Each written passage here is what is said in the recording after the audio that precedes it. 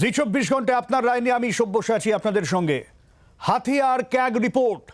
লোকসভা ভোটের মুখে এবার মমতা বন্দ্যোপাধ্যায়ের সরকারের বিরুদ্ধে বিপুল আর্থিক অনিয়মের অভিযোগ বিজেপির। দিল্লিতে সাংবাদিক বৈঠক করে বঙ্গ বিজেপির রাজ্য সভাপতি সুকান্ত মজুমদারের দাবি 2018 থেকে 21-এর মার্চ পর্যন্ত প্রায় 2 লক্ষ কোটি টাকা খরচে বিনিয়োগ হয়েছে। এই রিপোর্টকে পাল্টা চ্যালেঞ্জ করেছেন মমতা বন্দ্যোপাধ্যায়।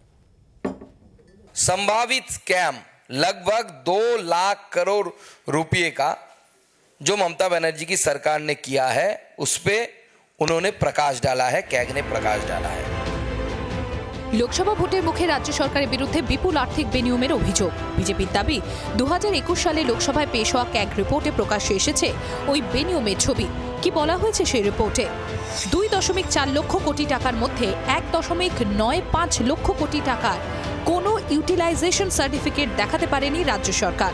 এর মধ্যে 1.6 লক্ষ কোটি টাকা খরচ হয়েছে 2021 সালের মার্চ পর্যন্ত। রাজ্যের গ্রামোন্নয়ন, নগর উন্নয়ন ও স্কুল শিক্ষা এই তিনটি দফতরে 1.47 লক্ষ কোটি টাকা খরচ হয়েছে ইউটিলাইজেশন সার্টিফিকেট ছাড়া। বিস্তারিত বিল না দিয়েই 2021 সালের মার্চ পর্যন্ত আপৎকালীন তহবিল থেকে নেওয়া হয়েছে 3,400 কোটি টাকা। 3,400 কোটি টাকার মধ্যে 1,169 কোটি টাকা খরচ হয়েছে স্বরাষ্ট্র দফতরে। 2021 সালের 31শে মার্চের তথ্য অনুযায়ী রাজ্যের 160টি পার্সোনাল ডিপোজিট বা পিডি অ্যাকাউন্ট খোলা হয়েছে ট্রেজারি বিধি ভেঙে। 160টি পিডি অ্যাকাউন্টে 2021 সালের মার্চ পর্যন্ত ছিল 3,465 কোটি টাকা। সাধারণত কোনো প্রকল্পের কাজ শেষ হওয়ার 1 বছরের মধ্যে তার ইউটিলাইজেশন সার্টিফিকেট জমা দিতে হয়, কিন্তু এ রাজ্যে তার সিংহভাগ ক্ষেত্রে হয়নি বলে অভিযোগ সুকান্ত মজুমদারের। এই বিপুল টাকা কোথায় গেল সেই প্রশ্ন তুলেছেন তিনি।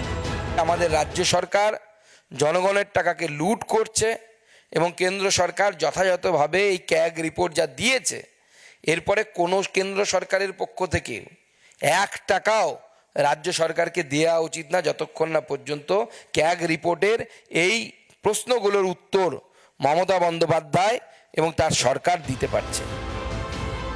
কেন্দ্রের কাছে বকেয়া মেটানোর দাবি তুলে বারবার সরব মুখ্যমন্ত্রী মমতা বন্দ্যোপাধ্যায়। সম্প্রতি জেলা সফরেও তার মুখে কেন্দ্রীয় বঞ্চনার অভিযোগ। বিজেপির তোলা ক্যাগ অস্ত্র নিয়ে পাল্টা চ্যালেঞ্জ ছুড়েছেন মমতা। সিআইজি রিপোর্ট তুমি জানো যে পার্লামেন্টে অ্যাসেম্বলিতে অডিট হয়, অ্যাসেম্বলির কমিটি সিআইজি রিপোর্ট দেখে, এটা মাথায় রেখো। পাবলিক অ্যাকাউন্টস কমিটি প্রত্যেকটা রিপোর্ট দেখে, যারা পাবলিক অ্যাকাউন্টস কমিটির মেম্বার ওদের নিজেদের জিজ্ঞেস করো কত লক্ষ লক্ষ কোটি টাকা গরিবের টাকা দিয়ে নিজেদের ধন সম্পত্তি বানিয়ে, আগে সেটার উত্তর দিই। 100 দিনের কাজ, গ্রামীণ সড়ক সহ নানা প্রকল্পে কেন্দ্রের বঞ্চনার অভিযোগ তৃণমূলের।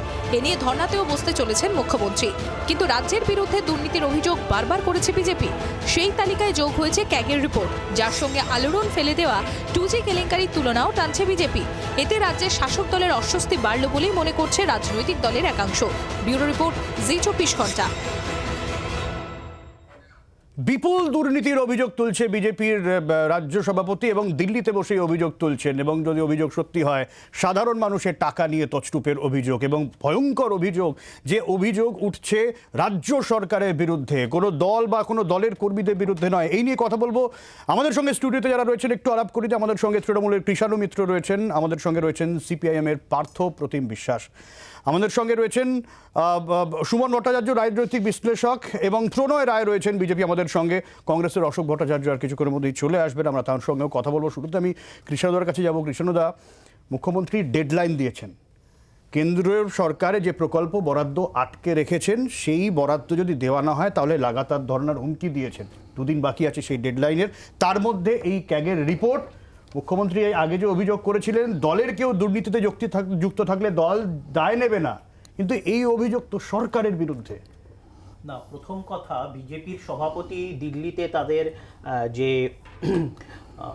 বহিরাগত যে মনিবদের সাথে বসে যে প্রেস কনফারেন্স করলেন হিন্দিতে, সেখানে উনি বললেন একদম বলছি সম্ভাবিত কথাটা বললেন হিন্দিতে। যতদূর স্বল্প জ্ঞান আমার, তাতে সম্ভাবিত মানে এটা কোনো প্রমাণিত নয়।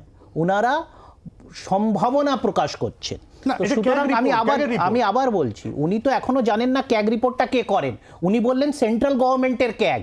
উনি জানেন না সেন্ট্রাল গভর্নমেন্ট এই মোদী সরকারের আগে অবধি এই ক্যাগটা স্বতন্ত্র ছিল। এই যতবার আমরা দেখলাম গত বছর 5টা রাজ্যের নির্বাচনের সময় এই ক্যাগের যে রিপোর্টগুলো ফাঁস হলো, যেখানে বিভিন্ন সেন্ট্রাল মন্ত্রকে, আজকে ন্যাশনাল হাইওয়ে অথরিটি থেকে আয়ুষ্মান ভারতে বিপুল অঙ্কের আমরা দেখেছিলাম দুর্নীতি হয়েছে, ক্যাগ রিপোর্টে প্রকাশিত হয়েছিল। সেইগুলোকে চাপা দেওয়ার জন্য এই ক্যাগে যারা এই অডিট করেন তাদের দেখলাম মাথার দাম ধার্য হয়েছে, তাদেরকে বিভিন্ন মন্ত্রকে ট্রান্সফার করা হচ্ছে, তাদের উপর বিভিন্ন আগ্রাসন নামিয়ে আনা হচ্ছে। 1 মিনিট দাঁড়ান। এই ক্যাগ রিপোর্টে বারংবার বিগত 10 বছরে বিজেপি শাসিত রাজ্য সরকারগুলোতে এবং কেন্দ্র সরকারে বিপুল অঙ্কের দুর্নীতির অভিযোগ এসছে, কিন্তু সেইগুলোর কি হলো? আমি বললাম এই ন্যাশনাল হাইওয়ে অথরিটি আমরা দেখেছি যেখানে বরাদ্দ পার কিলোমিটার 30 কোটি টাকা, সেখানে 300 কোটি টাকা খরচা করেছে। এই ক্যাগ রিপোর্ট বলেছে। আমরা দেখেছি আয়ুষ্মান ভারতে ভুয়ো নাম নথিভুক্ত করা হয়েছে এবং একটা ফোন নাম্বার দিয়ে কয়েক লক্ষ মানুষের নাম নথিভুক্ত করা হয়েছে, প্রকাশিত হয়েছে মধ্যপ্রদেশে। সেই ক্যাগ রিপোর্টগুলো চেপে গেছে এবং তারপরে যারা সেই ক্যাগ রিপোর্টের মাথা ছিল তাদেরকে পরিবর্তন করেছে মোদী সরকার। আপনি ক্যাগ রিপোর্টের কথা বলছেন, সম্পূর্ণভাবে রাজনৈতিক উদ্দেশ্য প্রণোদিত। ক্যাগ রিপোর্টের কথা বলছেন, আপনি সেই রিপোর্টগুলো যদি সত্যি বলে ধরেন, এটা বলছেন রাজনৈতিক উদ্দেশ্য প্রণোদিত। তার কারণ চেঞ্জ করা হয়েছে তো। এই বিজেপির বিরুদ্ধে দুর্নীতির অভিযোগগুলো আসার পর যারা এইসব রিপোর্ট করছে তাদের বিরুদ্ধে কিরকম শাস্তিমূলক ব্যবস্থা হয়েছে কেন্দ্র সরকারের তরফ থেকে দেখুন। রাজনৈতিক উদ্দেশ্য প্রণোদিত রিপোর্ট ক্যাগের। দেখুন, বকটুই ঘটনা ঘটার পরে স্বয়ং মুখ্যমন্ত্রী বকটুইয়ে গিয়ে যারা ক্ষতিগ্রস্ত হয়েছিলেন তাদের হাতে একটা চেক তুলে দিয়েছিলেন, এবং সেই চেকটা ছিল হচ্ছে মিড ডে মিল ফান্ড। সেখানে লেখা ছিল চেকটাতে বকটুই ঘটনার সাথে মিড ডে মিলের কোনো সম্পর্ক নেই, কিন্তু সেই চেকটা তিনি তুলে দিয়েছিলেন। আমাদের বিরোধী দলনেতা সেটা প্রকাশ্যেও এনেছেন। এইটা হচ্ছে দুর্নীতি। পিডি অ্যাকাউন্ট যেটা বলা হচ্ছে, এই যে ফান্ড ডাইভার্সন, গভর্নমেন্টের যে কোনো ফান্ড, দেখুন গভর্নমেন্টের ফান্ড মানে নরেন্দ্র মোদী বা বিজেপির ফান্ড না, এটা জনগণের ফান্ড, এবং জনগণের টাকা যখন জনগণের জন্য ইউজ হবে তো খুব স্বাভাবিকভাবেই যে পারপাসের জন্য সেই ফান্ডটা অ্যালোকেট হচ্ছে সেই পারপাসেই খরচ হওয়া উচিত। আসল ক্যাগ রিপোর্ট বলছে এখানে যে এই যে পিডি অ্যাকাউন্টগুলো বা যে পারপাসের জন্য টাকাটা এসছে সেই পারপাসে খরচ করে তার ইউটিলাইজেশন সার্টিফিকেট স্টেট গভর্নমেন্ট দেয়নি। এবার যদি মিড ডে মিলের টাকা যদি বকটুই কাণ্ডে দেওয়া হয়, যদি আরো অন্য কোনো ফান্ডের টাকা অন্য কাউকে দেওয়া হয়, কৃষক সম্মান নিধির টাকা, কৃষকদের ধান কেনার টাকা 350 কোটি টাকা নাকি জ্যোতিপ্রিয় মল্লিক লুট করেছে, এই অবস্থায় ইউটিলাইজেশন সার্টিফিকেট দেওয়া সম্ভব হচ্ছে না। যে পারপাসে খরচ করার কথা সেই পারপাসে খরচ যদি না হয়, প্রপার ইউটিলাইজেশন যদি না হয়, ইউটিলাইজেশন সার্টিফিকেট দেবে কি করে? সেইখানে তো ক্যাগ রিপোর্ট এখানে দুর্নীতি ধরা পড়ে। এই ক্যাগে 2023 সালে অভিযোগ করছে যে কেন্দ্র সরকারের মিনিস্ট্রি অফ রুরাল ডেভেলপমেন্ট তারা নিজেদের সেখান থেকে টাকা অন্য একটা খাতে সোশ্যাল অ্যাসিস্ট্যান্ট প্রোগ্রামে ডাইভার্ট করা হয়েছে। ক্যাগ বলছে যেটা নরেন্দ্র মোদীর তত্ত্বাবধানে হয়েছে, সেখানে মাপকাঠিটা বিজেপির পাল্টে যায়। আমি একটা উত্তর দিই। দেখুন, ক্যাগ রিপোর্টটা কি আছে? কৃষাণু যদি অভিযোগ করে ক্যাগ নরেন্দ্র মোদী করছে রাজনৈতিক উদ্দেশ্য প্রণোদিত হবে, তাহলে পরক্ষণে যেটা বলছে কেন্দ্রীয় সরকারের বিরুদ্ধে এসছে, সেটা তো খাপ খায় না। আপনাদের অবস্থান কি? আপনারা কি মনে করছেন যে ক্যাগ নিরপেক্ষ না রাজনৈতিক উদ্দেশ্য নিয়ে ক্যাগ কাজ করছে এখন? না, প্রথম হচ্ছে যে ক্যাগ রিপোর্টটা যে কারণে প্লেস করা হয়, অর্থাৎ আমাদের সরকারি কাজ না, আমি প্রশ্নটা করলাম কেন একটু ধরিয়ে দিই, কারণ তৃণমূলের তরফ থেকে এই অভিযোগ করা হচ্ছে যে আপনারা বলেন যে রাজ্যে ইডি সিবিআই ভালো কাজ করছে, বাইরে রাজনৈতিক উদ্দেশ্য প্রণোদিত কাজ করছে। না, আমি সেই কারণে তোই বলছি যে দেখুন, রাজ্যের মানুষ এটুকু বুঝতে পারছে যে চুরি হচ্ছে, চোর আছে। এমনকি সরকারও স্বীকার করছে, রাজ্যের শাসক দলও স্বীকার করছে যে চুরি হচ্ছে, পঞ্চায়েতে চুরি হয়েছে। কিন্তু এটাই আশ্চর্যের কথা নয় তো, এটা সরকার। হ্যাঁ, আমি বলছি পঞ্চায়েত তো সরকার, মানে তৃতীয় স্তরের সরকার পঞ্চায়েত। ফলে এই পঞ্চায়েত ব্যবস্থাটাকে সঙ্গী করেই আসলে এই দুর্নীতিটা হচ্ছে। ফলে আমাদের দুর্ভাগ্য, এটা একটা স্বায়ত্তশাসনের মডেল পঞ্চায়েত যেটা বামেদের সময় ছিল, সেটা হচ্ছে একেবারে চুরির আখড়ায় পরিণত হলো এই সময় এসে। সেকেন্ড পার্ট হচ্ছে যে চুরি হচ্ছে, চোর আছে, সব বোঝা যাচ্ছে, কিন্তু চোর ধরা যাচ্ছে না। আসলে এই যে আমরা প্রত্যেকে দেখতে পাচ্ছি, জ্যোতিপ্রিয় মল্লিক থেকে শুরু করে পার্থ চট্টোপাধ্যায় কোটি কোটি টাকা, খাট বিছানা সোনা দানা সব হচ্ছে, ইডি আসছে, সিবিআই যাচ্ছে, কিন্তু শাহজাহানের বাড়ি গেলে চর খেয়ে হচ্ছে, তাকে চর হজম করতে হচ্ছে, কিন্তু এগোচ্ছে না। ফলে এখানে আমার কাছে আরেকটা প্রশ্ন, যে আসলে এই চুরিটা হচ্ছে, এটা আমার মতো, এটা হচ্ছে গিরিরাজ সিংও বুঝেছিলেন, রাজ্য কেন্দ্রের বিজেপি নেতা, যিনি হচ্ছেন পঞ্চায়েত দপ্তর দেখেন, গ্রাম উন্নয়ন দেখেন। ফলে আমি দেখলাম যে গত ডিসেম্বর মাসে কি তারও আগে, যে যখন তৃণমূলের প্রতিনিধি দল গেল দিল্লিতে, সেই সময় দাঁড়িয়ে গিরিরাজ সিং, উমা ভারতী এরা সবাই বললেন যে ভয়ঙ্কর চুরি হয়েছে। মাই কোয়েশ্চেন, যে সিএজি রিপোর্টে যদি বলে চুরি হয়েছে, কেন্দ্রীয় সরকারও যদি মনে করে চুরি হয়েছে, তাহলে চুরি ধরার ব্যবস্থা, চোর ধরার ব্যবস্থা কেন করতে পারছে না? আর দ্বিতীয়, লাস্ট বলে শেষ করব, যে যারা রাজ্যে আছেন, যারা সরকার চালাচ্ছেন, যারা বিরোধী শূন্য পঞ্চায়েত গড়েছেন, তাহলে তাদের কাছে প্রশ্ন, তারা যদি মানুষের দাবিতে এত আন্তরিক হন, তাহলে চোর কারা, চুরি কত হয়েছে, সেই নিয়ে শ্বেতপত্র কেন প্রকাশ করছেন না? তাহলেই তো দুধ কা দুধ পানি কা পানি মিলে যায়। ফলে এই নিয়ে বিতর্ক হয় না। ঠিক, কৃষ্ণদা। এই ক্যাগ রিপোর্ট 2008-9 সালে বাম সরকারের আমলে শুধুমাত্র শিক্ষা দপ্তরে 40,000-এর বেশি বেআইনি নিয়োগের কথা উল্লেখ করেছে, ক্যাগ রিপোর্ট করেছে। আজকে এই জিনিসগুলো মিথ্যা। আজকে মানুষ নিজের অভিজ্ঞতায় দেখেছে তৃণমূলের অধিকার আছে, বামফ্রন্ট করেছে, আমি এই বিষয়, এই জায়গা থেকে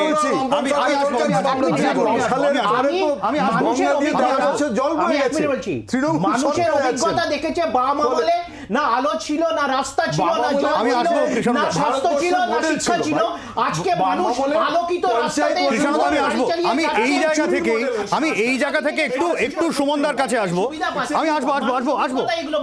আমি এই জায়গাতে একটু সুমনদার কাছে একটু গুরুত্বটা বুঝতে চাইবো, কারণ আমরা সুমনদা এক সময় ক্যাগ রিপোর্টের ভিত্তিতে ইউপিএ সরকারকে তোলপাড় হতে দেখেছি। একাধিক বড় বড় দুর্নীতি সেটা সামনে এসেছে ক্যাগ রিপোর্টের মাধ্যমে। আবারও সেই ক্যাগ রিপোর্ট এবং যে অভিযোগ এবারে তৃণমূল সরকারের বিরুদ্ধে উঠছে, কতটা গুরুত্বপূর্ণ, কতটা গুরুতর এই অভিযোগ সুমনদা? দেখুন, ক্যাগ রিপোর্ট তো খুব গুরুত্বপূর্ণ, কারণ সরকার কিভাবে খরচ করছে এবং সেই খরচের হিসেব নিকেশ পরীক্ষা করা হচ্ছে ক্যাগের দায়িত্ব। এবার আপনি যেহেতু এই সেন্টেন্সটা বলে দিলেন, সেহেতু আমার একটু ক্যাগ রিপোর্ট নিয়ে সন্দেহ প্রকাশ করতে সুবিধে হবে।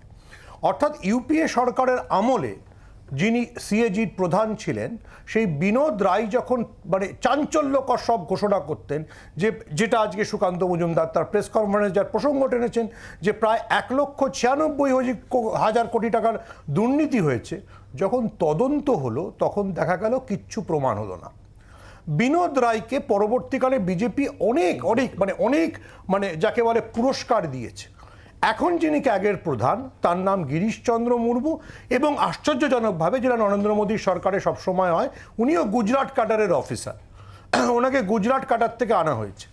এবং ক্যাগ যখন নীতিন গডকরির ডিপার্টমেন্টের ব্যাপারটা ধরলো, তখন নীতিন গডকরির ডিপার্টমেন্টের বিষয়টা যারা ধরেছিল তাদের বদলি করে দেওয়া হলো। দেখুন, পার্থপ্রতিমবাবু একদম ঠিক বলেছেন, আমিও বিশ্বাস করতে চাইবো, আবার রিপিট করলাম দুবার কথাটা, যে ক্যাগ কোনো রকম রাজনৈতিক অভিসন্ধি ছাড়া এই তদন্তটা করেছে বা এই রিপোর্টটা তৈরি করেছে। কিন্তু কি করে বিশ্বাস করব?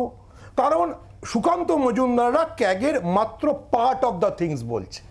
যদি ক্যাগের বা সেন্ট্রাল গভর্নমেন্টের আরবিআই এর রিপোর্টের অন্য দিকটা দেখি, যেখানে এইটা বলা হয়েছে যে নরেন্দ্র মোদীর জমানায় প্রতিদিন ব্যাংক 812 কোটি টাকার লোন দেয় আর 532 কোটি টাকার লোন মকুব করে, তার মানে সরকারি কোষাগার থেকে এই 9 বছরে 13 লক্ষ কোটি টাকা মকুব করে দেওয়া হয়েছে। সেইটা নিয়ে সুকান্ত মজুমদার কোনো কথা বলেন না। তাহলে সুমনদা, আপনার কথা যদি সামাপ করি, লেট মি ফিনিশ। বিনোদ রায় যিনি বলেছিলেন যে এত বড় দুর্নীতি হয়েছে 2G-তে, যার জন্য ডিএমকে একজন মন্ত্রী জেল খেটেছিলেন, পরে কিন্তু তিনি ছাড় পেয়ে গেলেন, তাহলে কি পুরোটাই রাজনৈতিক উদ্দেশ্য প্রণোদিত ছিল? প্রশ্নটা হচ্ছে যে বিজেপি যেভাবে বিভিন্ন ইনস্টিটিউশনকে পলিটিক্যালি ব্যবহার করতে চায়, এবং ক্যাগে সবসময় ওটা উপরে লেখা থেকে সম্ভাবিত, কারণ হচ্ছে ক্যাগ রিপোর্টটা প্লেস করতে হয়, তারপর সেটা অনুমোদন পেল কিনা সেটা দেখতে হয়। তো উই ডোন্ট নো, কারণ বিনোদ রায় পরে আর জাস্টিফাই করতে আসেননি। না সুমনদা, আপনার কথা যদি সাম অফ করি, তাহলে আপনার বক্তব্য কি এটাই যে ক্যাগ তাহলে জাস্ট একটা জুজু? ক্যাগ, দেখুন আবার আমি বলছি, এই ক্যাগ রিপোর্টের মাধ্যমেই জানা গেছিল যে সুখোই কেনার জন্য কত টাকার কেলেঙ্কারি হয়েছিল। ক্যাগই বিভিন্ন প্রশ্ন তুলেছে, কিন্তু বিজেপি বিভিন্ন ইনস্টিটিউশনকে যেভাবে ব্যবহার করে, তারপরে আপনি সেটাতে নিশ্চিত হবেন কি করে? আচ্ছা প্রণয়দা। প্রথম তো হচ্ছে, যাদের মিনিমাম একটু জ্ঞান আছে তাদের এটা বোঝা উচিত যে ক্যাগ কোনো তদন্ত এজেন্সি নয়। অডিটর জেনারেল অডিট করছে। এবার এটা সম্পূর্ণ হিসেব নিকাশের ব্যাপার। আমার একটা ফান্ড, এই ফান্ড জন্য অ্যালোকেট হয়েছিল, এর এত খরচ হয়েছে, এত ইউটিলাইজেশন সার্টিফিকেট এসছে। দ্বিতীয় হচ্ছে ক্যাগ সম্পর্কে যেটা বলা হচ্ছে রাজনৈতিকভাবে, তাহলে তো স্ববিরোধী কথা হচ্ছে না। একবার বলা হচ্ছে নীতিন গাডকারির দপ্তর সম্পর্কে তারা প্রশ্ন তুলেছে, তো যদি নীতিন গাডকারির দপ্তর সম্পর্কে প্রশ্ন তোলে, আরবিআই নিয়ে যদি প্রশ্ন তোলে, তখন সেটা মোদি গভর্নমেন্টের বিরুদ্ধে গেলে তখন তাহলে তাদের তৃণমূল গভর্নমেন্ট, এই যে যারা এইসব বলছেন ক্যাগ মোদি নিয়ন্ত্রণ করে, তার মানে তো তারাই আলাদাভাবে স্বীকার করে দিচ্ছেন যে ক্যাগ যেটা করছে সেটা নীতিন গাডকারির দপ্তর সম্পর্কেও বলছে, তৃণমূল সরকার সম্পর্কেও বলছে। আসলে ক্যাগ যেটা বলছে সেটা ফ্যাক্টকে বলছে যে আমার এত ফান্ড ছিল, আমি এত ইউটিলাইজেশন পেয়েছি, এটা পাইনি। ওরা কিন্তু কোনো কনক্লুশন টানছে না, কেউ বলছে না দুর্নীতি হয়েছে, ওরা বলছে ইউটিলাইজেশন সার্টিফিকেট পাইনি। এবার ইউটিলাইজেশন সার্টিফিকেট দেওয়ার দায়িত্ব গভর্নমেন্টের। আমি টাকা খরচ করছি, কি পারপাসে খরচ করলাম, ইউটিলাইজেশন টাকা দেওয়ার খরচ। ক্যাগ কিন্তু বলছে দুর্নীতি হয়েছে, ক্যাগ বলছে ইউটিলাইজেশন সার্টিফিকেট পড়েনি। ঠিক একইভাবে নীতিন গাডকারি ডিপার্টমেন্ট হতে পারে, ঠিক একইভাবে অন্য ডিপার্টমেন্ট হতে পারে, কিন্তু একে যারা রাজনৈতিক কারণে বলছেন, আমার মনে হয় তারা নির্দিষ্ট কোনো রাজনৈতিক দলের হয়েই কথা বলছে। আমি কৃষ্ণদার কাছে আসবো। কৃষ্ণদা, এই যে নির্দিষ্ট যে অঙ্ক 1.95 লক্ষ কোটি, এর কোনো ইউটিলাইজেশন সার্টিফিকেট দেখাতে পারেনি রাজ্য সরকার। 3টি দপ্তরে 1.47 লক্ষ কোটি টাকা খরচ হয়েছে ইউটিলাইজেশন সার্টিফিকেট ছাড়া। তাহলে এই যে অঙ্কগুলো, আমি শুধু অঙ্কে আসছি, রাজনৈতিক উদ্দেশ্য কি না হয় সে তো বিতর্ক চলবে, শাস্তি হবে কি হবে না, এই অঙ্কগুলো কি কোথাও গুলো মনে হচ্ছে আপনার যে এগুলো মিথ্যে মন গড়া? আমি তো সুমনদা বললেন বিনোদ রায়ের কথা, বিনোদ রায়ের সময় এক একটা দফতরে 2 লক্ষ কোটি, 5 লক্ষ কোটি, 10 লক্ষ কোটি টাকা দুর্নীতির অভিযোগ তো এই ক্যাগের মারফত জানতে পেরেছিল দেশের মানুষ। পরে কি হলো, একটারও প্রমাণ পাওয়া গেল না। আজকে যেটা প্রণয়বাবু বলার চেষ্টা করলেন, উনি অনেক কিছু বললেন কিন্তু নিজেদের যে ডিলেমাটা প্রকাশ করে দিলেন। আজকে মোদির বিরুদ্ধে যারা, আমরা জানি মোদির সাথে নীতিন গাডকারির সম্পর্ক কতটা মধুর বা মধুর নয় সেটা আমরা সকলে জানি। টিভি মিডিয়া, সোশ্যাল মিডিয়ার মাধ্যমে বিজেপির পার্টি অফিসের যা কানাঘুষো শোনা যায়, আমরা জানি নীতিন গাডকারি আর নরেন্দ্র মোদির সম্পর্ক। তো নীতিন গাডকারির ক্যাগ রিপোর্টটা বেরোয়, আবার গুজরাট ঊর্জা বিকাশ নিগম লিমিটেড 3 বছর ধরে আদানিকে 3,900 কোটি টাকা উদ্বৃত্ত দিয়ে দেয়, সেটা ক্যাগ রিপোর্টে ধরা পড়ে না। সেটা তখন ধরা পড়ে যখন গুজরাটের পাওয়ার ডিপার্টমেন্ট তারা আদানি থেকেই 3,900 কোটি টাকা ফেরত চায়। তো সুতরাং এইগুলো পলিটিক্স অফ কনভিনিয়েন্সের, মোদির বিরুদ্ধে যে দল বা তার দলের বিরুদ্ধে মোদির বিরাগ ভোজন যারা, তাদের বিরুদ্ধে এসব মিড ডে মিলের টাকা দেওয়া যায়? আমি তো বললাম যারা ক্ষতিগ্রস্ত হয়েছে তাদেরকে মিড ডে মিলের টাকা দেওয়া যায়। Rural development government of India তার ফান্ড অন্য মিনিস্ট্রিতে ডাইভার্ট করে, মিড ডে মিল ফান্ডের টাকা দেওয়া যায়, এটাই হচ্ছে দুর্নীতি। ঠিক আছে, আমাদের সঙ্গে কংগ্রেসের অশোক ভট্টাচার্য চলে এসেছেন। অশোক দা, যে বিষয় নিয়ে আমরা আলোচনা করছিলাম ক্যাগ, এই ক্যাগ রিপোর্ট আপনাদের সরকারের আমলে যখন কেন্দ্রের ক্ষমতায় ছিল তখন এই ক্যাগ রিপোর্ট নিয়ে বিস্তর হইচই আপনাদের ফেস করতে হয়েছে।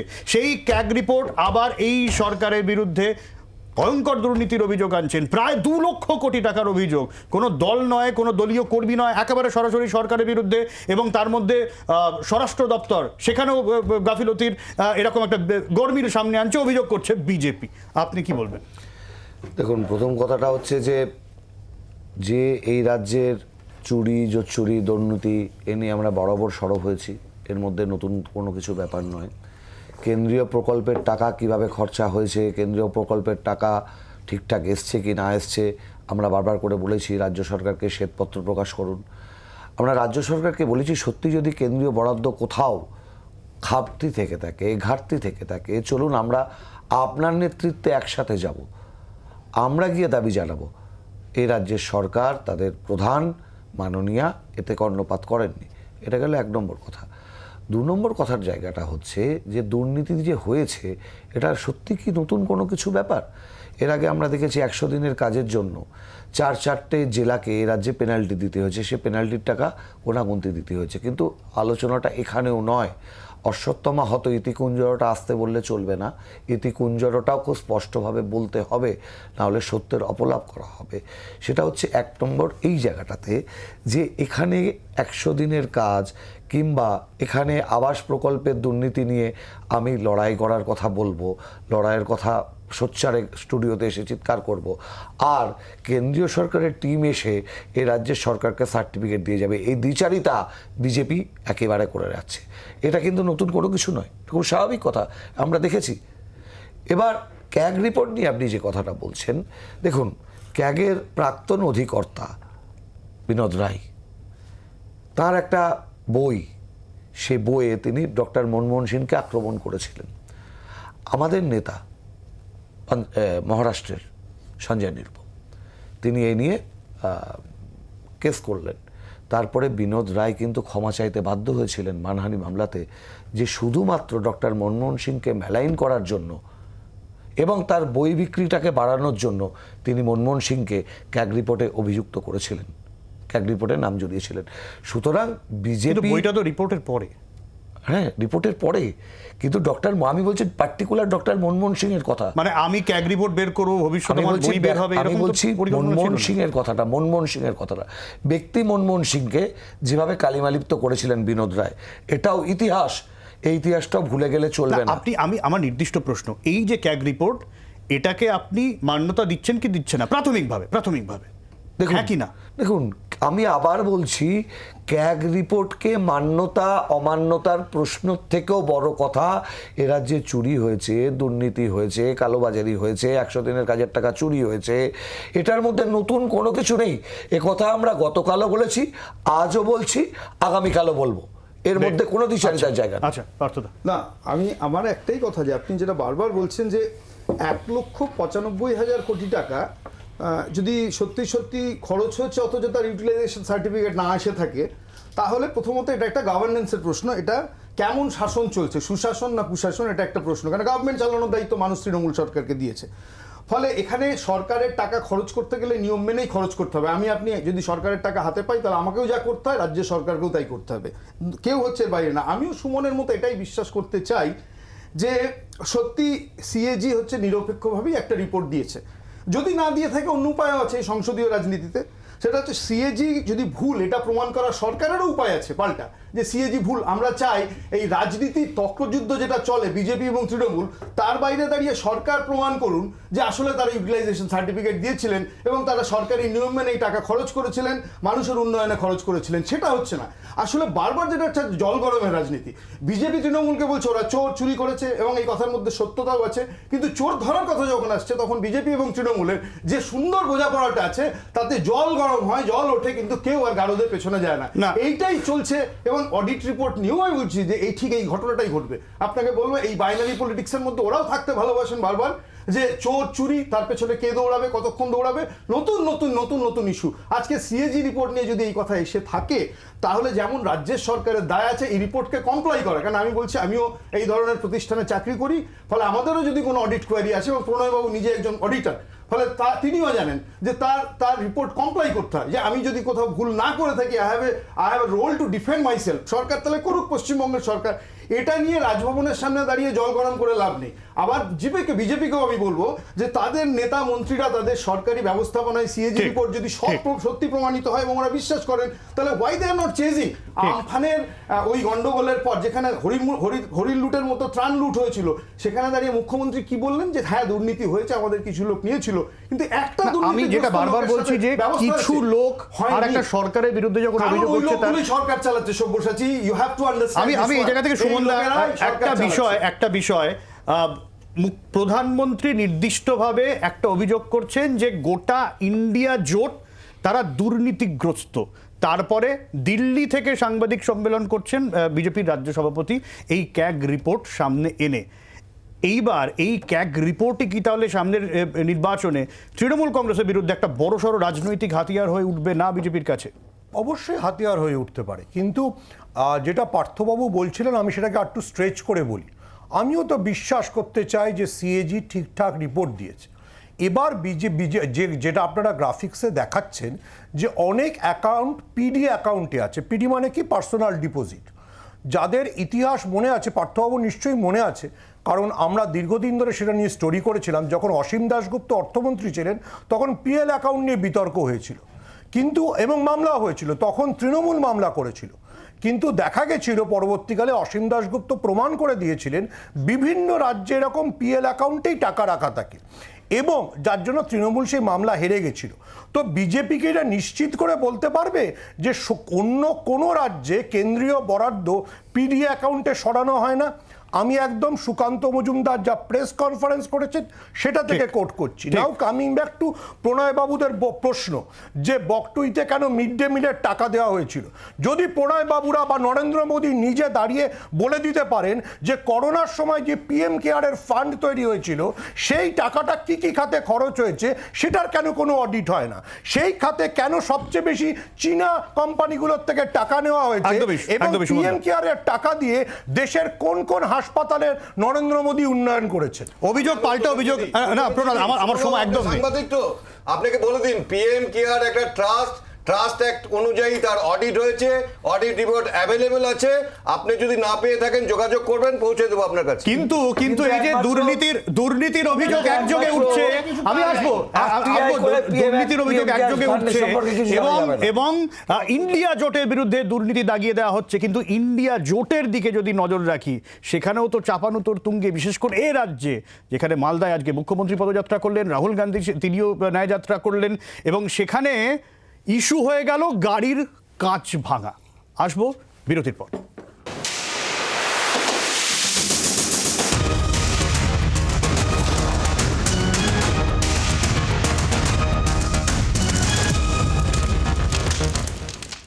এ রাজ্যে জোট নিয়ে আলোচনা করব, তবে ঝাড়খণ্ডের খবরে চোখ রাখবো। মুখ্যমন্ত্রীর পদ থেকে ইস্তফা দিলেন হেমন্ত সোরেন। সকাল থেকে আমরা জানি দুপুর থেকে ইডি হেমন্ত সোরেনকে জিজ্ঞাসাবাদ চালাচ্ছে, তিনি গ্রেফতার হবেন কিনা তাই নিয়ে নানান জল্পনা। আর এই জল্পনার মধ্যে গুরুত্বপূর্ণ খবর, মুখ্যমন্ত্রীর পদ থেকে ইস্তফা হেমন্ত সোরেনের। রাজীব রয়েছেন আমাদের প্রতিনিধি আমাদের সঙ্গে। রাজীব, একদমই সব্যসাচী, অত্যন্ত বড় খবর, সারা দেশের জন্য বড় খবর, জাতীয় রাজনীতির জন্য বড় খবর। হেমন্ত সোরেন তিনি ইস্তফা দিয়েছেন, তিনি ঝাড়খণ্ডের মুখ্যমন্ত্রী এবং তার জায়গায় নতুন মুখ্যমন্ত্রী হতে চলেছেন চম্পাই সোরেন। তিনি ঝাড়খণ্ডের মন্ত্রিসভার সদস্য এবং হেমন্ত সোরেনকে এখনো পর্যন্ত ইডি জিজ্ঞাসাবাদ করছে। সম্ভবত আজকেই তাকে গ্রেপ্তার করা হতে পারে বলে ইডি সূত্রে খবর, এবং ইডির সূত্রে আরো খবর যে তাকে জিজ্ঞাসাবাদ করার ক্ষেত্রে তিনি বহু প্রশ্নের জবাব এড়িয়ে গিয়েছেন। আর্থিক দুর্নীতি, মূলত অর্থ তছরূপের ঘটনায় তাকে আজকে প্রায় 7.5 ঘন্টা ধরে জিজ্ঞাসাবাদ করা হচ্ছে এবং এই ঘটনায় তাকে জিজ্ঞাসাবাদ করার পরে সন্তুষ্ট নয় ইডি, আজকে তাকে গ্রেপ্তার করা হতে পারে। এর আগে রাজীব আমরা পরপর ঘটনা দেখেছি, আমরা একের পর এক ফোর্স ডিপ্লয়মেন্ট বাড়তে দেখেছি। স্বরাষ্ট্র সচিব যিনি ছিলেন তাকে বদলি করা হলো, মুখ্য সচিবকে দায়িত্ব দেওয়া হলো। রাজভবনে বিধায়করা তারা দেখা করতে গেছিলেন, সম্ভবত চম্পাই সোরেনকে মুখ্যমন্ত্রিত্ব নিয়ে আলোচনা। এই সমস্ত বিষয় কি তাহলে এই দিকে ইঙ্গিত করছে, মানে সম্ভাবনা সেদিকেই যে হয়তো গ্রেফতার হলেও হতে পারেন, তাই আগে ভাগে ইস্তফা, এরম কোনো ঘটনা থাকলেও থাকতে পারে? একদমই দেখো, যে খবর পাওয়া যাচ্ছে যে ইডির আধিকারিকরা তাকে জিজ্ঞাসাবাদ করে, অর্থাৎ ঝাড়খণ্ড রাজ্যের মুখ্যমন্ত্রী তাকে জিজ্ঞাসাবাদ করে সন্তুষ্ট নন, আর সেই কারণেই গ্রেপ্তার করা হতে পারে তাকে।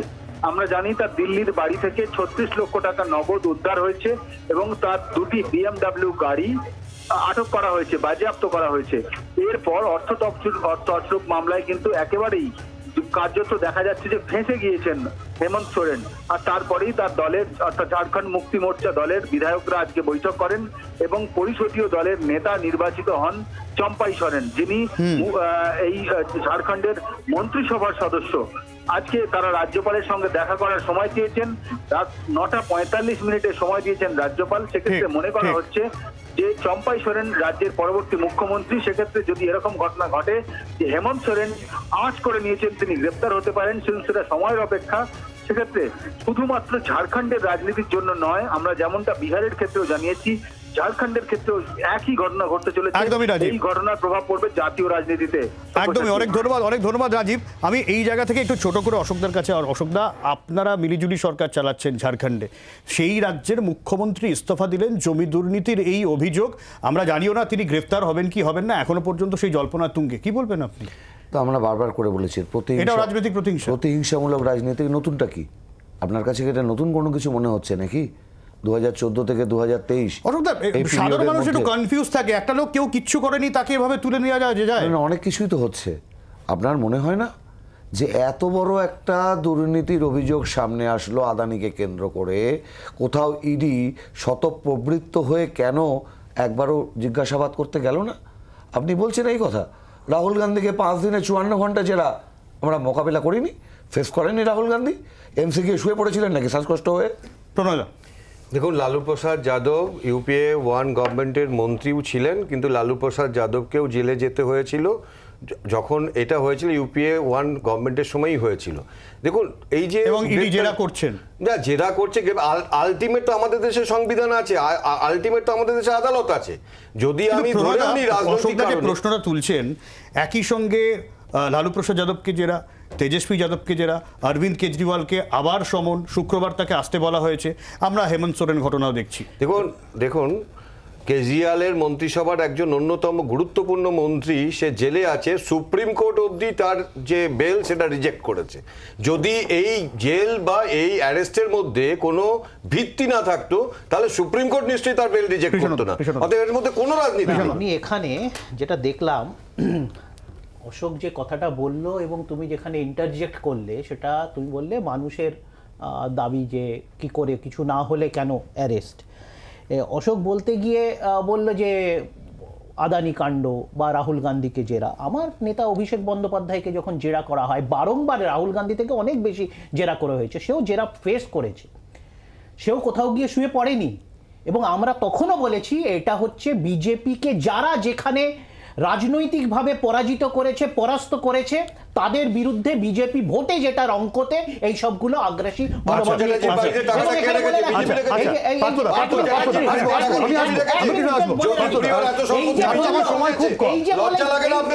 সম্পত্তিগুলো তো ভাসিয়ে দেওয়ার কথা, আবার লজ্জাটা আপনাদের লাগা উচিত।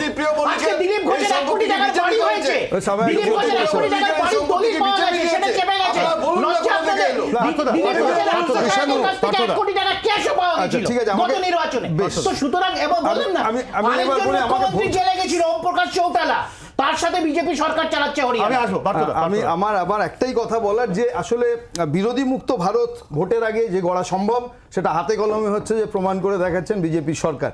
ফলে এটা প্রমাণ হচ্ছে যে এই যে একটু আগে সুমন বলছিলেন কথাটা রেস্টে নেই, আমি বলি যে তদন্তকারী সংস্থা বা এই ধরনের অটোনোমাস অর্গানাইজেশনগুলো, স্বশাসিত সংস্থা, তারা হচ্ছে যে সরকারের নিয়ন্ত্রণেই চলছে। ফলে এটা আমরা বিশ্বাস করতে চাই চোখের সামনে আজ সন্ধ্যাবেলা হেমন্ত সোরেন দেখেই, যে সরকার চাইলে কি না হয়। সরকার চাইলে হেমন্ত সোরেন কালকের হচ্ছে যে ইডির হেফাজতে ঢুকে যাবে। আমি এবার বলছি সব্যসাচী, সরকার যদি চায়, না চায় কেন্দ্রের সরকার, তাহলে আদালতের নির্দেশে সিবিআই ইডি যদি তদন্ত করে, সেই তদন্ত মাঝপথে থেমে থাকবে, যেটা এই রাজ্যে হয়। আমি এই জায়গা থেকে সুমনদার কাছে আসবো। সুমনদা, আমাদের সার্বিক সাংবিধানিক ব্যবস্থা, বিচার ব্যবস্থা তো ঠুনকো নয় যে কোনো তথ্য প্রমাণ ছাড়াই একজন মুখ্যমন্ত্রীর বাড়িতে এভাবে তল্লাশি চলবে, এবং আমরা জানি না তিনি গ্রেফতার হবেন কি হবেন না। যদি গ্রেফতার হন কোনো তথ্য প্রমাণ ছাড়া, প্রশান্ত ভূষণ বলছে কোনো তথ্য প্রমাণ ছাড়া এভাবে হয়। আমি আসবো সুমনদা, এই অভিযোগটা নিয়ে তো আমরা আলোচনা করি না। দেখুন, আপাতত পার্থবাবুর বক্তব্যটাই টানি। অর্থাৎ যদি ভারতবর্ষের এত নিয়ম মেনে ইডি বা সিবিআই কাজ করতো, তাহলে ডিকে শিবকুমারকে কীভাবে অ্যারেস্ট করা হয়েছিল? আরও আপনি যেটা প্রশ্ন করছেন, তাহলে কি আমি ইডি সিবিআইয়ের উপর আস্থা রাখতাম? নিশ্চয়ই রাখতাম। সাংবাদিক হিসেবে সব্যসাচী আপনার জানা উচিত, একজন ভদ্রলোক ছিলেন যার নাম পরমবীর সিং, বম্বের পুলিশ কমিশনার, যিনি একজন বিখ্যাত সাংবাদিককে, আমি নাম করতে চাই না, অ্যারেস্ট করেছিলেন। এবং সেই সাংবাদিক সেদিনকে বলেছিলেন যে ওর বিরুদ্ধে সিবিআই তদন্ত হবে। সেই পরমবীর সিং নিখোঁজ হয়ে যান, মুম্বাইতে শিবসেনার সরকার পতন হয়। গতকাল সিবিআই পরমবীর সিংয়ের বিরুদ্ধে যা তদন্ত তার ক্লোজার নোটিশ দিয়েছে। কারণ পরমবীর সিং যারা যারা মুম্বাইতে বিজেপির বিরোধী ছিলেন সকলের বিরুদ্ধে সাক্ষ্য দিয়েছেন। তো তাহলে যে সাংবাদিক সেদিনকে বলেছিলেন যে পরমবীর সিংয়ের শেষ দেখে ছাড়বো, তিনি আজকে কি করবেন? আমি আসবো সুমনদা, আমি কি হয় হেমন্ত সোরেন বিরুদ্ধে কি ব্যবস্থা নেওয়া হয় বা কি আমরা নজর রাখবো। কিন্তু যে ইস্যুটা আজকে এই জোট রাজনীতি বা এই দুর্নীতির অভিযোগ বা কে কোথায় একসঙ্গে আসন সমঝোতা করবে, তার থেকে একটা অন্য বিষয়ের সামনে উঠে এলো। এবং সেই ইস্যু কি, রাহুলের গাড়ির কাঁচ ভাঙা, এবং জানিয়ে কংগ্রেসের অভ্যন্তরেই দ্বিমত। ভারত জোড়ো ন্যায়যাত্রার মাঝে ভেঙে গেল রাহুল গান্ধীর গাড়ির কাঁচ, আর সেই ভাঙা কাঁচ নিয়েই সামনে এলো জাতীয় এবং প্রদেশ কংগ্রেসের মতপার্থক্য। প্রদেশ সভাপতির মুখে হামলার অভিযোগ শোনা গেলেও দুর্ঘটনার তত্ত্ব সামনে আনলো জাতীয় কংগ্রেস।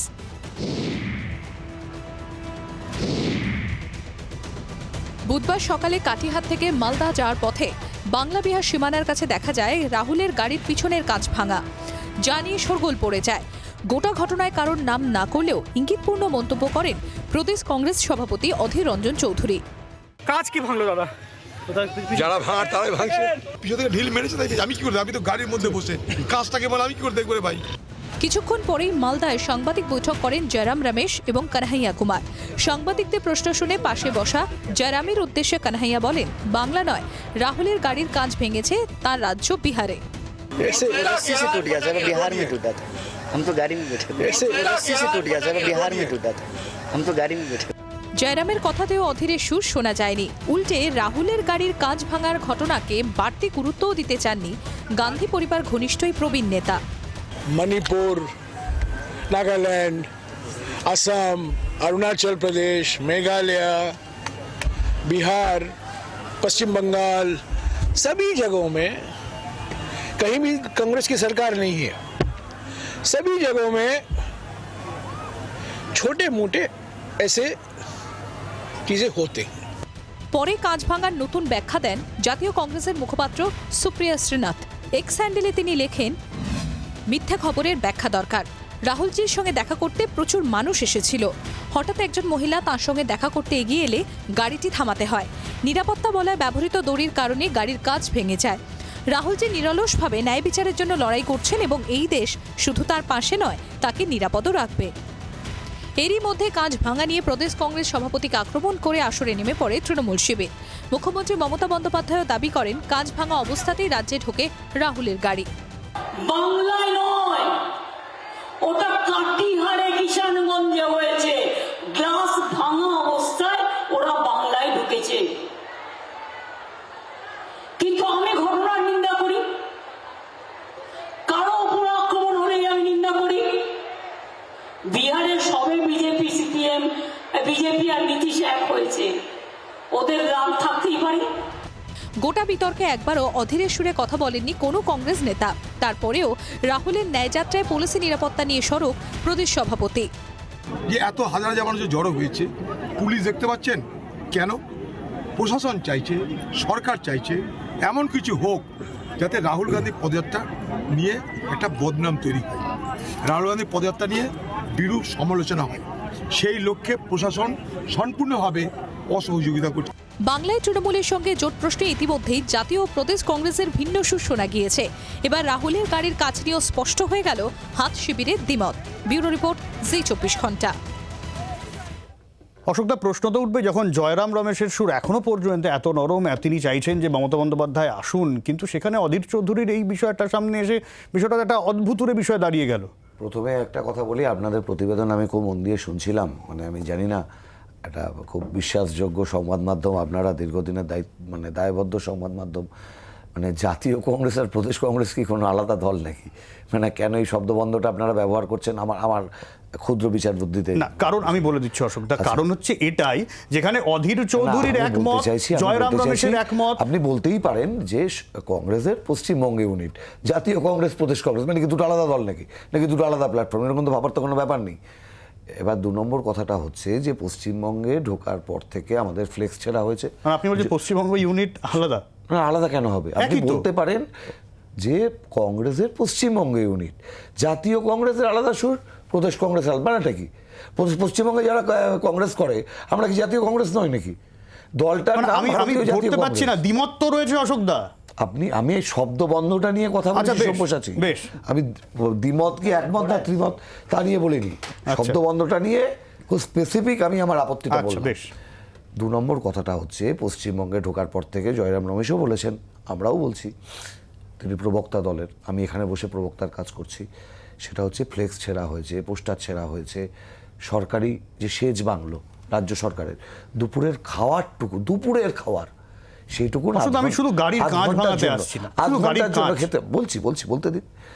মণিপুরে দেখেছি অনুমতি দেওয়া হয়নি, আসামে হেমন্ত বিশ্ব শর্মার গুন্ডা বাহিনী বিজেপির পতাকা নিয়ে, গেরুয়া পতাকা নিয়ে বাসে হামলা করেছে। পশ্চিমবঙ্গেও একই জিনিস আমরা দেখছি।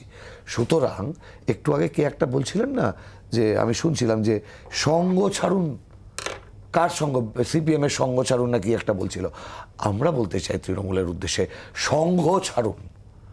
ওনারা বলছেন সংঘ ছাড়ুন, কিন্তু কাঁচের উত্তরটা আমরা বলছি পেলাম না। সংঘ আমি ছাড়ুন। কাঁচের উত্তরটা পেলাম না। কাঁচ কেন ভেঙেছে, কিভাবে ভেঙেছে, তার দায়বদ্ধতা কেন্দ্রীয় সরকারকে নিতে হবে, রাজ্য সরকারকে নিতে হবে। রাহুল গান্ধী যদি নিরাপত্তার দড়িতে ভেঙে থাকে, আপনাদের কংগ্রেস নেতাই দাবি করছেন, তাহলে কে নেবে? হ্যাঁ, কে নেবে না মানে? রাহুল গান্ধীর মতন হাই প্রোফাইল একটা নেতার নিরাপত্তা এই রাজ্যে যদি বিঘ্নিত হয়ে থাকে, তার দায়িত্ব কি আমার উপর বর্তাবে না আপনার উপর? মানে এতে বাংলা থেকে ঢিল পড়েনি, ঢিল পড়েছে না পাথর পড়েছে না কিভাবে ভেঙেছে, তার দায়িত্ব কে নেবে? ব্যাপারটা হচ্ছে একটা মিথ্যে বললে ঢাকতে গেলে অনেক মিথ্যে বলতে হয়, সেটাই আজকে অধীরবাবুর হয়েছে এবং অধীরবাবুর প্রতিনিধি রূপে অশোকের হচ্ছে। পরিষ্কার সুপ্রিয়া শ্রীনেত, আশা করি অশোকের থেকে একটু বড় মাপের কংগ্রেসের নেতা, উনি বলছেন মিথ্যাচারে এক্সপোজ হওয়া উচিত, মিথ্যাচারে বিরাম হওয়া উচিত। মিথ্যাচারটা কে করেছে? তৃণমূল কংগ্রেস না মিডিয়া? আমরা তো কেউ অভিযোগ করিনি, অভিযোগ করেছেন অধীর চৌধুরী। তো সুতরাং সুপ্রিয়া শ্রীনেত কংগ্রেসের নেতা যদি মিথ্যাচারের উল্লেখ করছেন, মিথ্যাচারটা তারই দলের বিরোধী দলের নেতা এবং লোকসভাতে এবং বাংলা কংগ্রেসের প্রধান অধীর চৌধুরী করছেন। এবং উনি এটা প্রথম নয়, বিজেপির লেখা স্ক্রিপ্টে প্রত্যেক দিন সন্ধেবেলায় মিডিয়াকে বাইট দেওয়া, এটা অধীরবাবু তো দীর্ঘ 2 বছর ধরে করছেন। এবং যবে থেকে ইন্ডিয়া জোট হয়েছে জুন মাস থেকে, তবে থেকে এই কাজটা বিজেপির থেকে উনি এই কাজটা উনি নিয়েছেন, বরাত নিয়েছেন। তো সুতরাং এর মধ্যে হচ্ছে না, কিন্তু কথাটা হচ্ছে এরপরও যেখানে বিভিন্ন কংগ্রেস নেতারা একটা জিনিস জানতে ইচ্ছা করছে, কংগ্রেসের সঙ্গত্যাগের ইস্যুটা কি? অধীর চৌধুরী শুধু, আজকে তো মমতা বন্দ্যোপাধ্যায় বলেন সিপিআইএম এর বিষয়টাও তার না পছন্দ। আমি তো বলেছি, আমরা তো 3-4 দিন ধরে যবে থেকে হয়েছে আমরা তো বলছি যে এটার মেন ট্রিগার হচ্ছে অধীর রঞ্জন চৌধুরী, যিনি বিজেপির কুনকি হাতি রূপে কাজ করছেন এবং সিপিএম পরে আসে। এবং উনি যেই কাজটা, উনি যেই স্ক্রিপ্টটা সন্ধ্যেবেলা পড়েন, সেই দিন সকালবেলায় দিলীপ ঘোষ, দুপুরবেলায় সুকান্ত মজুমদার এবং সন্ধ্যেবেলায় সেটা অলরেডি শুভেন্দু অধিকারীর মুখ থেকে আমরা শুনে থাকি। আমি আসবো অধীর রঞ্জন চৌধুরী মুখ থেকে শুনি। কমিটির 5 নম্বরের নেতা, মানে তৃণমূলের কাছ থেকে 5 নম্বরের নেতা হোক আর 1 নম্বরের হোক, সুপ্রিয়া শ্রীনেত বলছেন আমি প্রতিক্রিয়া নেব। একটা ছোট্ট বিরতি পর ফিরে আসছি, সঙ্গে থাকুন। কার নামে? অধীর চৌধুরীর নামে।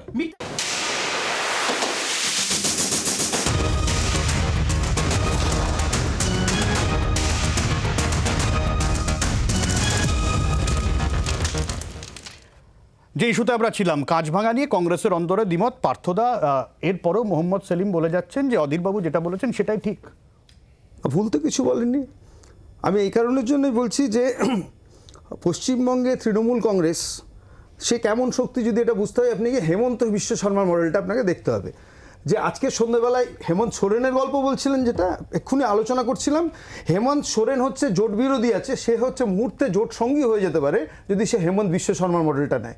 হেমন্ত বিশ্ব শর্মা এরকম একটা শীতের সকালে যদি এসে দার্জিলিংয়ে বৈঠক করেন জগদীপ ধনখড়কে নিয়ে, তাহলে তৃণমূল আসলে গিয়ে এনডিএর পক্ষেই রোলটা প্লে করতে পারে। আমি একটা নির্দিষ্ট প্রশ্ন জানতে চাইছি সাধারণ মানুষ হিসেবে, যে কতগুলো দল একসাথে একটা জোট গঠন করলো, সেখানে কংগ্রেস ছিল, সিপিআইএম ছিল, শুরুতে তৃণমূল জানতো, সেখানে সীতারাম ইয়েচুরি গিয়েছিলেন।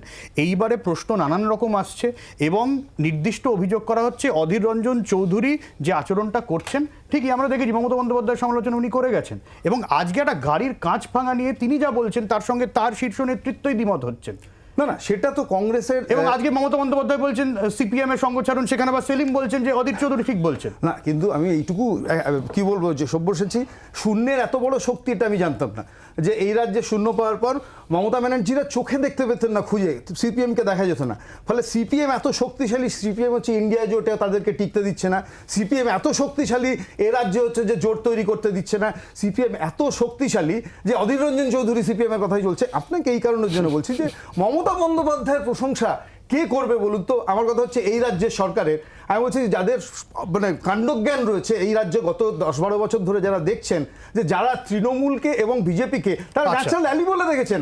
আরএসএস এর কাছে আরএসএস মা দুর্গা বলেছিলেন আমাদের মমতা বন্দ্যোপাধ্যায়কে। মমতা বন্দ্যোপাধ্যায় বামেদের সরানোর জন্য আরএসএস শরণাপন্ন হয়েছেন। মমতা বন্দ্যোপাধ্যায়রা বিজেপির সাথে একসাথে ঘর করেছেন, সরকার বানিয়েছেন, পুরসভা চালিয়েছেন। আপনি যদি বলেন এ রাজ্যে পদ্ম ফুল ফুটেছে তৃণমূলের পাকে, ফলে তৃণমূলের তৃণমূল ক্ষমতা ছিল তো আবার না। বলে যে আমি তো বললাম, বামের ভোট রামে গিয়েছে। বামেরা যতদিন ছিল একটা সিট বিজেপি এখানে পায়নি 5% প্রণয়। ফলে আজ তৃণমূল বিজেপিকে নিয়ে আসার যে দায়িত্ব, মহান দায়িত্ব ঘাড়ে করে নিয়েছে, সেই পাপ তাদেরকে পালন করে যেতে হবে, ঘাড়ে করে নিয়ে যেতে হবে। পাটনা বেঙ্গালুরুর পরে পাটনা সুবিধা হবে না আমি বলি আমার সুবিধা করতে হবে না, আমারটা বলি আপনি একটুখানি দেখুন ইন্ডি জোট যেদিন তৈরি হয়েছিল আন্ডা জোটকে হারানোর জন্য। এই রাজ্যের একজন সাধারণ জোটকে হারানোর জন্য। দাদা কেন করছেন না আপনি ইন্ডি বললে আমি আন্ডা বলবো না ঠিক আছে আমারটা আমাকেই বলতে দিন, আপনি যা খুশি বলুন। তো এই রাজ্যের একজন সাধারণ বিজেপি কর্মী হিসেবে আমরা মনে প্রাণে চেয়েছিলাম যে অন্তত এই রাজ্যে একটা শক্তিশালী জোট হোক, পশ্চিমবঙ্গের দেওয়ালে এটা লেখা হোক তৃণমূল কংগ্রেস সমর্থিত সিপিএম প্রার্থীকে কাস্তে হাতুড়ি তারা চিহ্নে ভোট দিন। তার কারণ আমরা যখন ভোট চাইতে যাব সাধারণ মানুষের যাতে সুবিধা হয়, কারা তৃণমূলের দুর্নীতির পক্ষে আছে আর কারা তৃণমূলের দুর্নীতির বিরুদ্ধে আছে। কিন্তু দুর্ভাগ্যের বিষয় হচ্ছে দিল্লি থেকে সীতারাম ইয়েচুরির সাথে মমতা ব্যানার্জি, রাহুল গান্ধী, সোনিয়া গান্ধী একসাথে বসে মিটিং করছে, আর পশ্চিমবঙ্গে এরা বলছে আমরা এই জোটের মধ্যে নেই। এই যে দ্বিচারিতা, পশ্চিমবঙ্গে কুস্তি আর দিল্লি থেকে দোস্তি করবে, পশ্চিমবঙ্গের মানুষকে কনফিউজ না করে আমার সময় একদম প্রায় শেষ।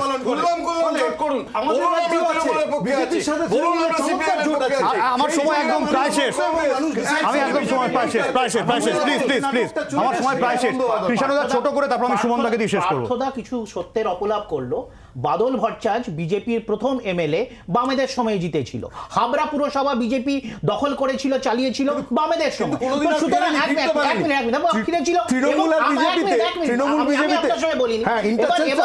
বিষয়টা হচ্ছে আমাদের ভোট 2011 হোক, 16 হোক, 21 হোক বা 19 হোক, 14 হোক, আমরা নিজেদের ভোট ধরে রেখেছি, বাড়িয়েছি।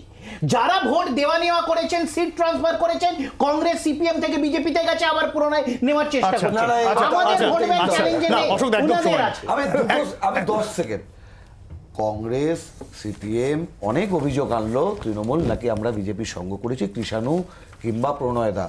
আরে ভাই এনডিএ সরকারের দপ্তরবিহীন মন্ত্রী কংগ্রেসের কিংবা বামপন্থীদের কেউ ছিল না। কয়লা নীতিশ কুমারও ছিল, যার সাথে তুমি সরকার চালিয়েছো। সে তো হেমন্ত বিশ্ব শর্মা সুমনদা। দেখুন সব্যসাচী, ব্যাপারটা সিরিয়াস এই কারণে রাহুল গান্ধী কোনো সাধারণ পলিটিশিয়ান না, দেশের প্রধানতম বিরোধী দলের নেতা। সম্ভবত তার বুলেট প্রুফ গাড়ি থাকার কথা, ফলে সাধারণ কাচ বা দড়ি এই দুটোর আঘাতেই সেটা ভাঙার কথা নয়। এবং প্লিজ রিমেম্বার, এইসব রাজনৈতিক কুটকাচালির বাইরে তার বাবা মারা গেছিলেন এরকম একটা আক্রমণে, তার ঠাকুমা মারা গেছিলেন। It's not a matter of joke. এবার আমি জানি না পশ্চিমবঙ্গ কংগ্রেস, কেন্দ্রীয় কংগ্রেস, আবার বিহার কংগ্রেসও, কারণ কানাইয়া কুমার বলেছিল ঘটনাটা বিহারে ঘটেছে। The most significant thing is যে সুপ্রিয়া সিনহাটে বলছেন মিথ্যে খবর রটাবেন না। So what I will take please, I mean only Congress can, মানে এবং জয়রাম নামের প্রেস কনফারেন্সে একবারও কাজ ভাঙার বিষয়টা উল্লেখই করছেন না। আমি মন দিয়ে জয়রাম রমেশ এবং কানাইয়া কুমারের প্রেস কনফারেন্স দেখেছি। আবার রিপিট করছি, রাহুল গান্ধী কোনো সাধারণ পলিটিশিয়ান নন। সম্ভবত তার বুলেট প্রুফ গাড়ি চড়া উচিত, সেটা একটা ইট ছুঁড়ে ভাঙা সম্ভব নয়, সেটা একটা দড়ি ছুঁড়ে ভাঙা সম্ভব নয়। It's not a joke. একদমই ইট কাচ এই নিয়ে তো তরজা চলবেই, একই সঙ্গে জোট নিয়েও আলাপ আলোচনা চলছে, কিন্তু হাওয়া কোন দিকে যায় নজর থাকবে। আপনাদেরকে অনেক ধন্যবাদ। আপনারা আপাতত এই পর্যন্তই, সঙ্গে থাকুন জি 24 ঘন্টা।